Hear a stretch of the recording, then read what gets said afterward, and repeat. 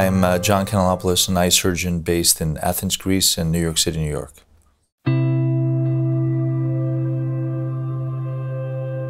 It's very saddening as a physician to experience this, and through my career so far, 20 years in academic or private practice, I've always gone with the traditional teachings of maximizing the care you can offer your patients, and it is very unfortunate that we've seen Greece, a member of the European Union, and I'm not going to the political reasons, but just the sequelae of all of a sudden austerity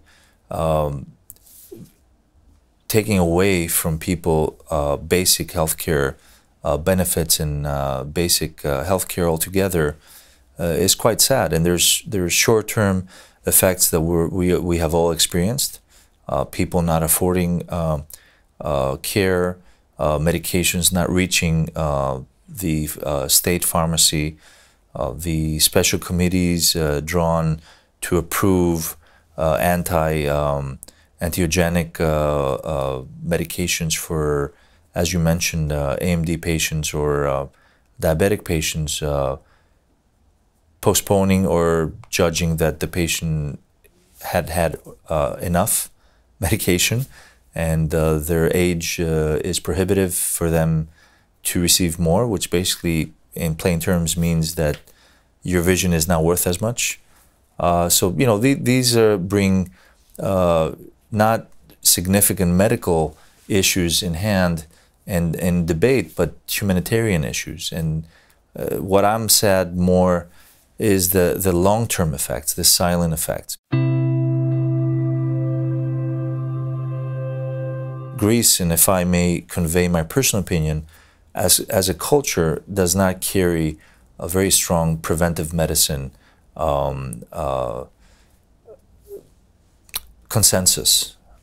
Patients do not plan ahead, so diseases such as diabetes, macular degeneration, glaucoma, keratoconus that require, in my opinion, extensive screening and access, easy access for the whole population, were bad to begin with, and now with all this austerity, we will lose several generations of all the work that has been done in the past to make our intervention patient-friendly.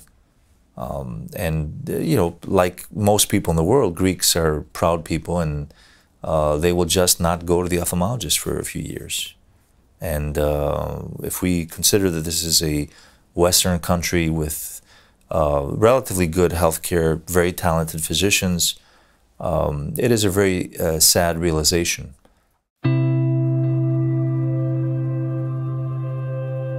Even on the level of the country, the financial consequences of this may far surpass all the banking statements that we see and all the deficits that we may see, because we all know that vision, although not a life-threatening problem, carries humongous financial impact to the workforce and to the quality of life of patients.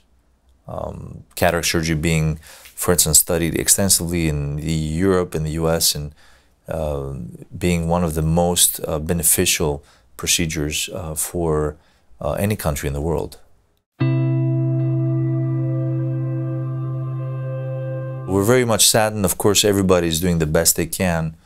It is fortunate that Greece is one of the countries where family ties are still very strong, and you see a lot of times families pitching in and trying to help a family member. But I'm hoping that we will leave this behind us as soon as possible and go back to working on just making medicine more affordable and more accessible for every Greek patient. And having mentioned that, the problem is exaggerated from the hundreds of thousands of immigrants that flow into Greece, and Greece is overwhelmed at this point. It's been hit by both sides, austerity and a humongous refugee, immigration, any way you want to call it. But these are thousands of people, hundreds of thousands of people being pumped into the basically state healthcare system. And a lot of them are traumatized, a lot of them carry diseases that need to be taken care of. And this is only an extra burden to the problems that we described and already exist.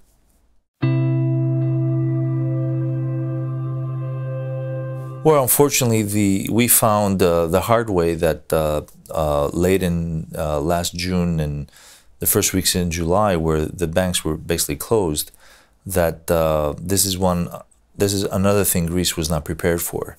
So there's no strategy or emergency mechanism to kick in and stratify healthcare, and of course I'm speaking of eye care that I know better, as a not top necessarily, but a high priority among things that do necessitate a lot of trade between Greece and other European countries or international trade. So we had, just for an example, an emergency cornea transplant. Most tissue enters Greece imported from the US or some other European eye banks, and the inability to purchase the tissue from the eye bank. And our application to the mechanism that was just formed the day before was answered 3 weeks later in order to get additional paperwork in. So it's almost it may sound funny to several people. For us, it was more a tragic reality that that particular case was an emergency and needed to be treated right away. Fortunately, logic kicked in, and we're able to have the U.S. eye bank be more flexible with their protocol, and we did fulfill the need for that case. But I'm sure that was not the only case, and I'm sure that eye care is not the only medical emergency cases necessary to be addressed on an everyday basis, 24 hours a day.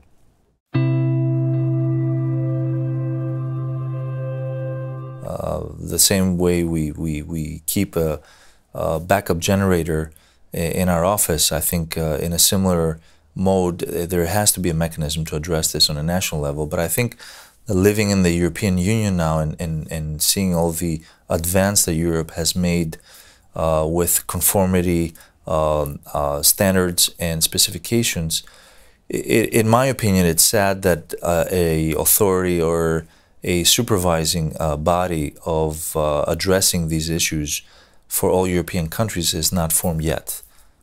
So my suggestion would be either through the ESCRS or a broader European body, a task force being formed to address these issues and at best be able to dictate policy, but even on a simple level make suggestions to the leaders of the European Union, and hopefully have these suggestions addressed and being able to avoid something like this in the future, if not only for Greece, but even for another European Union country.